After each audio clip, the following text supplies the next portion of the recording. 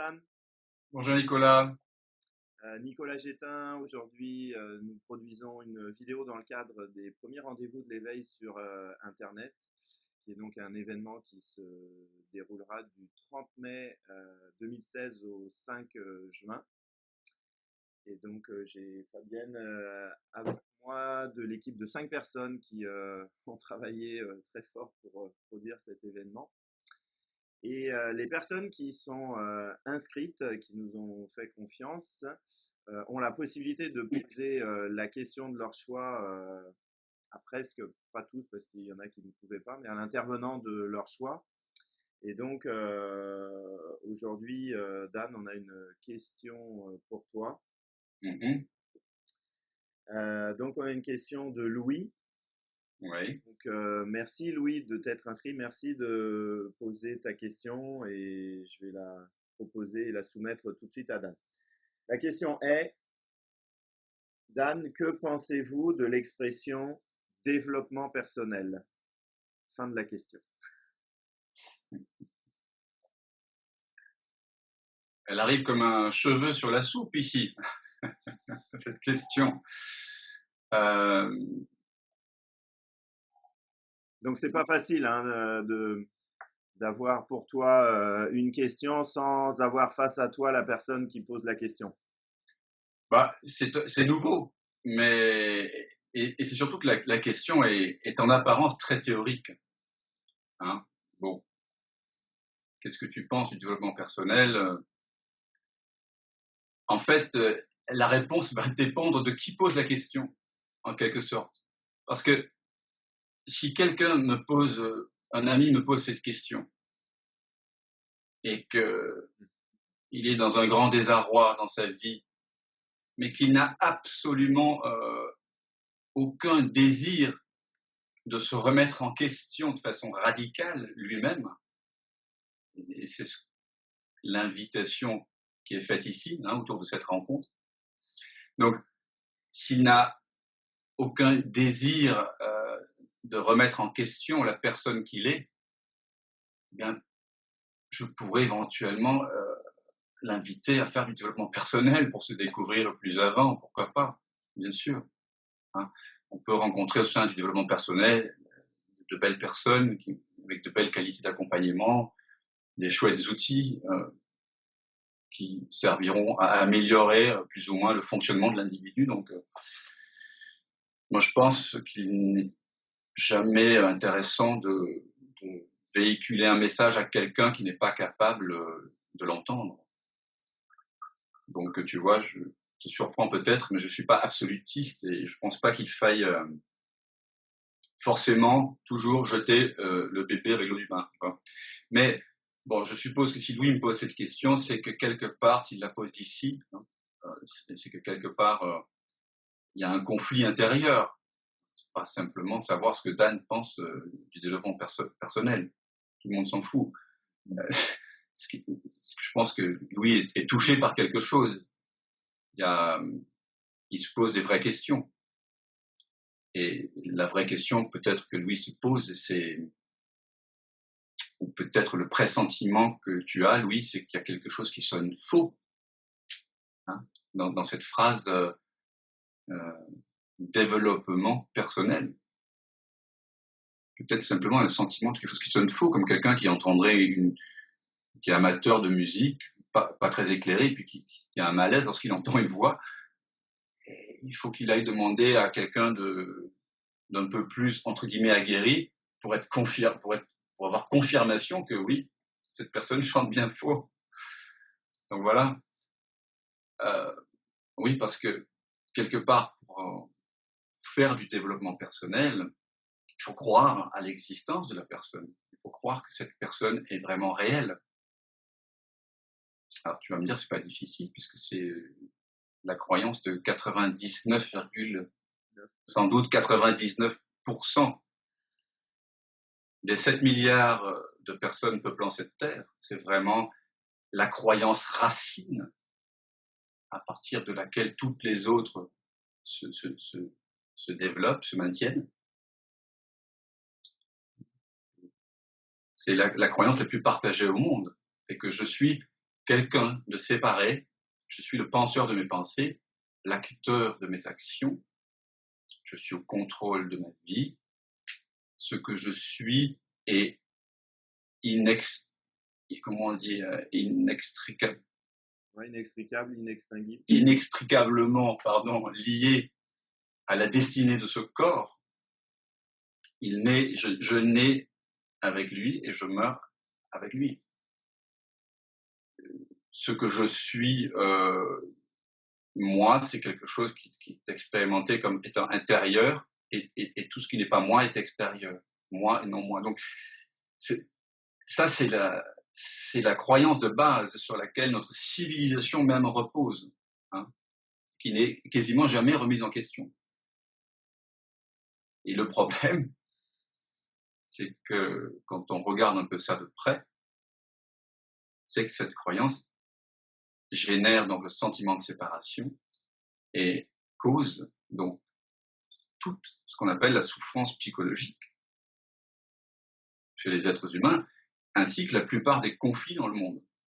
Les conflits entre les hommes, les conflits entre les nations, les conflits entre l'homme et la nature, entre son environnement. Donc c'est énorme, ça vaut vraiment la peine d'aller voir si c'est vrai, hein. Et lorsqu'on jette simplement un regard honnête sur ce que c'est que la personne, un regard scientifique, quelqu'un qui observe sans préjugés, on s'aperçoit que la personne nous apparaît sous forme de pensée, sous forme d'image, sous forme de mémoire, de sensations et de sensations directes, que c'est un flux en fait transitoire, impermanent. Je réalise que je ne peux pas être un flux impermanent, puisque je suis cela qui en est conscient. Donc, je dirais, une fois que tu as tiré sur la barbe du Père Noël, c'est en quelque sorte difficile, parce que tu as reconnu ton grand-père, de croire encore vraiment au Père Noël, hein. Tu vas peut-être encore faire des listes au Père Noël, parce que tu sais que tu vas avoir plus de cadeaux comme ça. Tu vas peut-être faire semblant d'y croire, pour faire plaisir à maman et papa et toute la famille, qui sont très contents de cette mise en scène. Mais bon, toi, à l'intérieur de toi, tu crois pas vraiment, quoi. Donc c'est un peu pareil avec le développement personnel. Et d'ailleurs, on pourrait faire une petite expérience là, entre nous, puisque c'est toi qui es présent, Nicolas. Se poser une simple question, vraiment toute simple. Est-ce que, et j'invite chacun à se la poser en ce moment, est-ce que je pense mes pensées ou est-ce qu'elles apparaissent en moi? Et restez un petit peu avec ça. Observez les pensées, constatez le fonctionnement des pensées et posez-vous la question, est-ce que vous pensez vos pensées? Est-ce que vous les choisissez avant qu'elles naissent? Ou est-ce que simplement vous en êtes le témoin conscient, passif?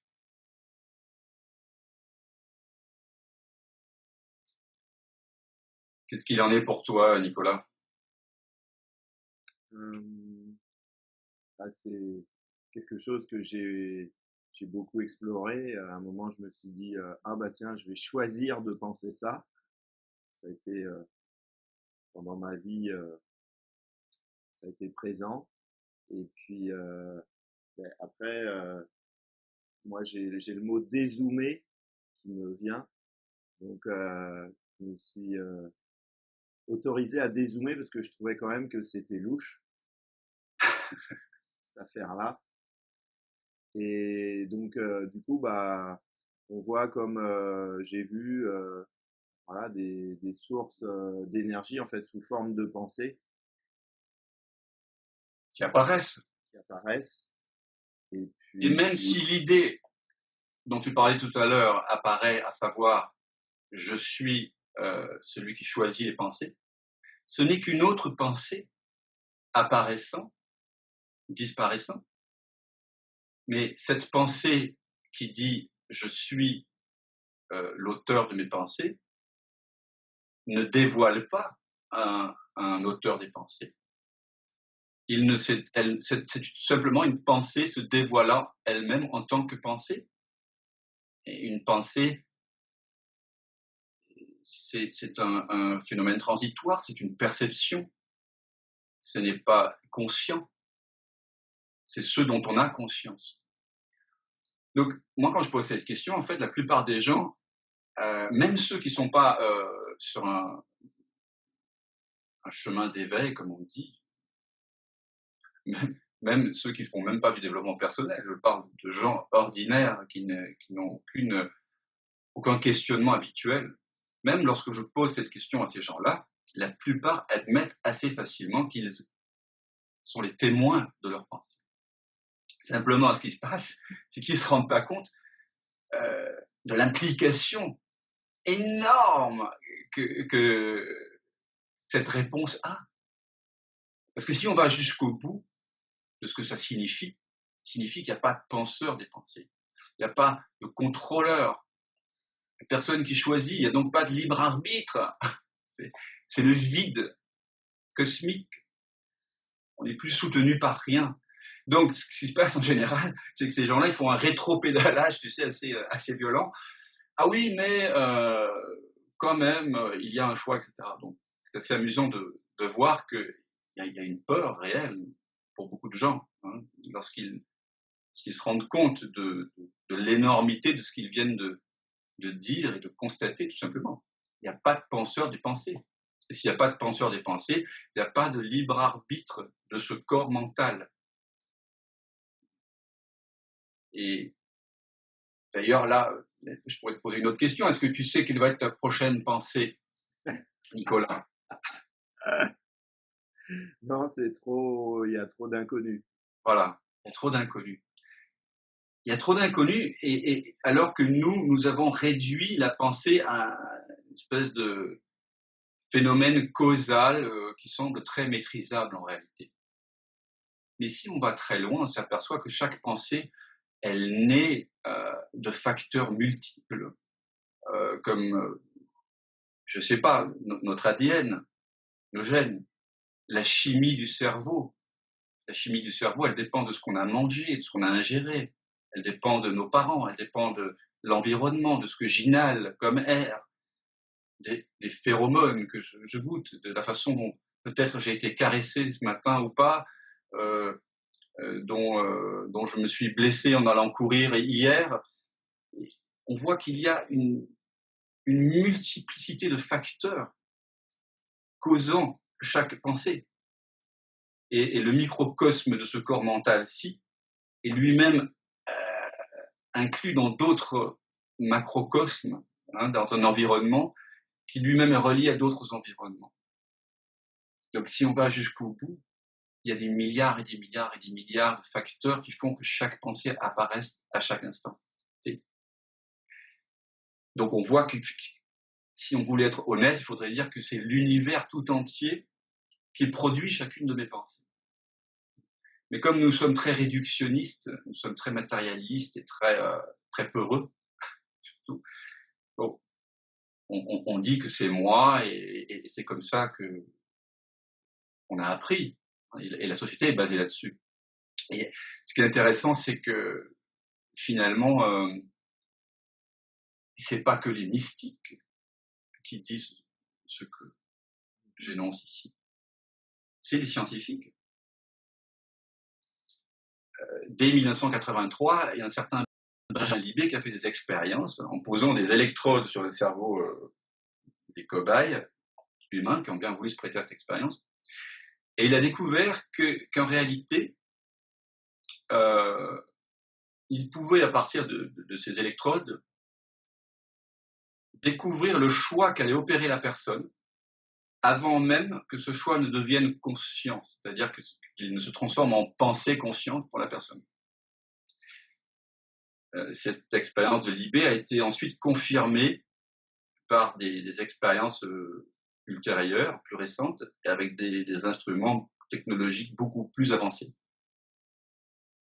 Donc c'est absolument hallucinant. On arrive à savoir quel choix une personne va opérer 0,5 à 6-7 secondes avant même que le choix soit opéré. Donc où est le libre arbitre, hein, on se le demande. Et d'ailleurs, pour ceux qui sont intéressés par cette question et par le fait de l'aborder de façon assez laïque, il y a un livre excellent de Sam Harris, pour ceux qui lisent l'anglais, qui s'appelle Free Will, que je vous conseille vivement. Donc si, Louise, ce qui t'intéresse, c'est de réaliser ta vraie nature, de réaliser ce que tu es, aller sur les chemins du développement personnel ne va faire que renforcer une sorte d'hypnose, hein, d'auto-illusionnement, de mensonge. Donc si tu es sensible au point d'avoir envie de découvrir qui tu es, tu vas vite t'apercevoir que tout mouvement que tu peux faire pour te découvrir dans une direction ou dans une autre va finalement t'éloigner de toi-même. Et donc le développement personnel, si le développement personnel sert à trouver le bonheur ou à éradiquer la souffrance, on est leurré d'avance, parce que ça ne fait que renforcer l'idée que je suis quelqu'un de séparé, et la séparation, c'est la nature même de la souffrance. Donc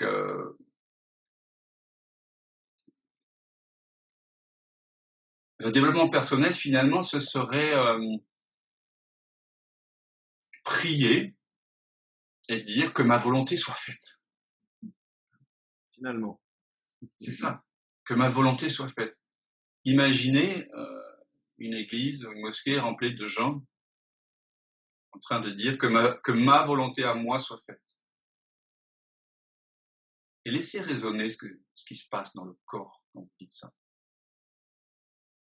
Vraiment. Ressentez ce que ça fait là, dans les épaules, dans la gorge, dans la mâchoire, dans le plexus, dans le ventre, dans le bas-ventre. Que ma volonté soit faite. Et puis, ressentez ce que ça fait que de dire que ta volonté soit faite. Que la volonté de la vie soit faite.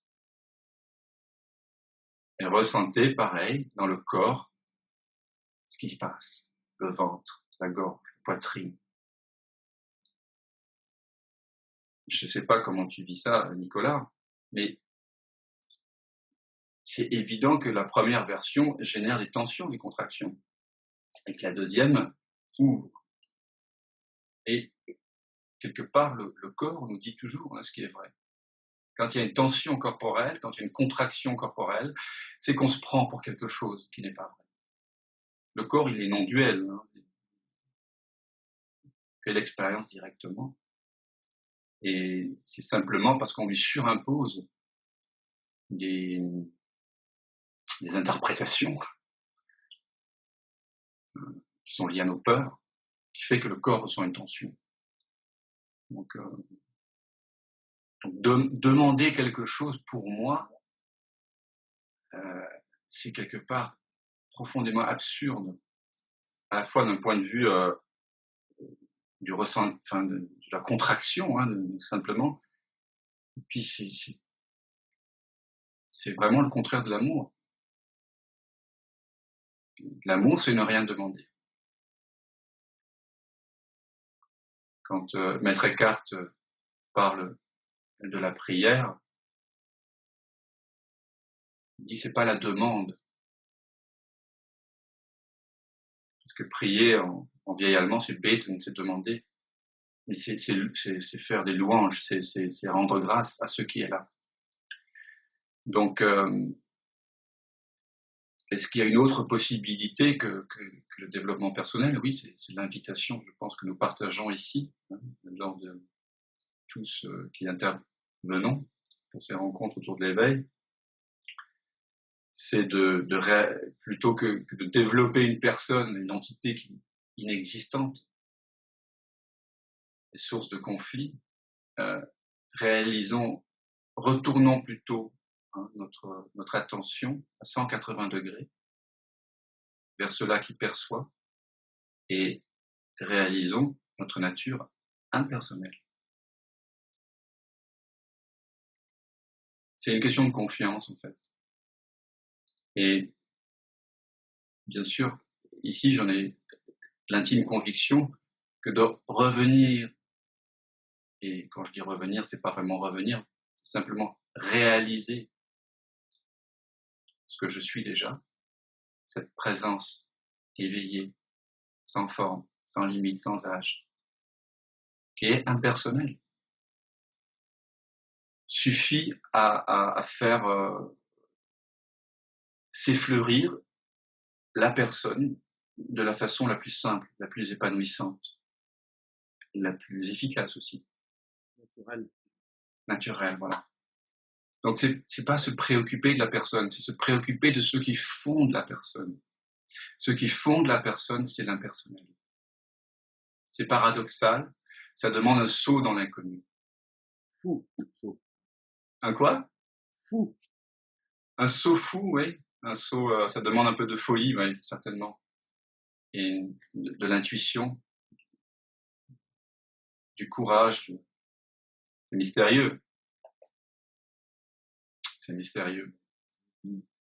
Donc, je ne sais pas trop si j'ai répondu à ta question, Louis. Ça nous a amené par plein de chemins. Mais c'est un jeu, hein, la vie. Et là, une rencontre, et répondre à une question, c'est le jeu de la vie. Et ce qui est amusant de voir, c'est que ce jeu, c'est la même conscience qui joue le jeu de la question et de la réponse. Et on peut réaliser à chaque instant de notre vie que nous sommes cette conscience qui joue à se manifester dans toutes ses formes, aussi étranges, aussi incroyables soient-elles. Donc, voilà. Et merci pour cette beauté partagée, parce que ça met en lumière l'intention des rendez-vous de l'éveil, c'est-à-dire que on ne prétend pas poser une vérité, au contraire.